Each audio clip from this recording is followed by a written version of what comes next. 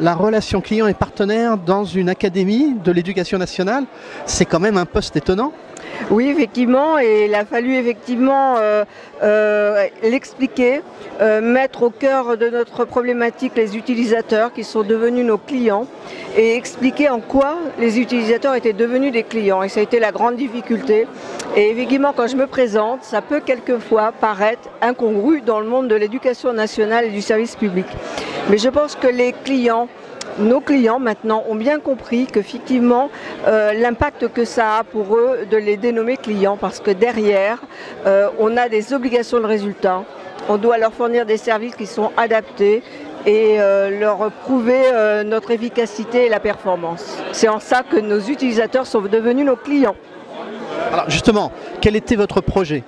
Alors le projet, c'est d'installer la confiance de nos utilisateurs devenus clients et de leur montrer qu'on était à leur écoute, qu'on était au cœur de leurs préoccupations et qu'on était là pour leur fournir des services qui étaient adaptés. Et c'est pas fournir des services pour se faire plaisir, quelquefois dans une DSI, mais fournir des services adaptés qui répondent à leurs besoins. Et c'est effectivement l'objectif qu'on s'était fixé. Alors justement, quelle solution avez-vous déployée ? Alors, on a effectivement été à l'écoute des services utilisateurs, des services de gestion, puisqu'on appelle ça comme ça chez nous. On a mis en place des comités aussi d'utilisateurs pour être à leur écoute. Il y a effectivement une comitologie mise en place pour s'assurer que nos services correspondent à leurs besoins. Et surtout, on a mesuré la satisfaction des clients pour savoir si il y avait une cohérence entre leurs besoins et les services fournis par la DSI. Alors justement, on va parler de ROI, bien que ici nous sommes dans un domaine public, celui de l'éducation nationale, mais le ROI chez vous se mesure autrement. Alors le ROI se mesure effectivement à la satisfaction. Et on voit bien que lorsqu'on a des problèmes, comme dans toute DSI, de production, de mise en œuvre de services, quelquefois c'est pas simple, tout le monde connaît le problème dans les DSI. Aujourd'hui, on n'a pas d'insatisfaction de nos clients. Pourquoi ? Parce qu'on communique, c'est une DSI communicante, et qu'on est capable d'expliquer pourquoi, effectivement, on a eu des incidents techniques, etc.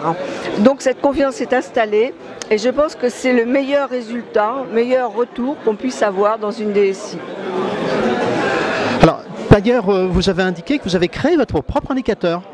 Oui, alors ça c'est assez novateur, c'est le TRS, c'est un indicateur unique qui est issu du monde de l'industrie, qu'on a transposé dans le monde de l'IT. J'ai eu la joie de faire partie d'un think tank. Ah. Une réflexion sur cet indicateur unique qui mesure la performance, la disponibilité du service desk et la qualité. Et c'est un indicateur qui, un calcul savant entre ces trois paramètres qui mettent en évidence une évolution de notre performance globale et que l'on regarde, qu'on observe tous les mois et qui nous permettent d'aller dans une analyse assez fine sur ces trois axes pour développer effectivement des axes d'amélioration. Et une dernière question, si vous aviez un conseil à nous donner ? Alors un conseil, toujours partir dans cet objectif client, ça c'est essentiel, et surtout impliquer les équipes, parce que sans les équipes, effectivement, on ne peut pas avoir une relation client efficace. Aujourd'hui, moi je suis responsable d'un centre de service, les équipes sont impliquées. Ils se sont appropriés par eux-mêmes, ils ont travaillé sur une charte d'accueil téléphonique. C'est eux qui se forment, qui s'auto-forment, qui forment leurs équipes aussi. Et je pense qu'il faut impliquer les personnels, être à leur écoute aussi, pour effectivement donner la ligne.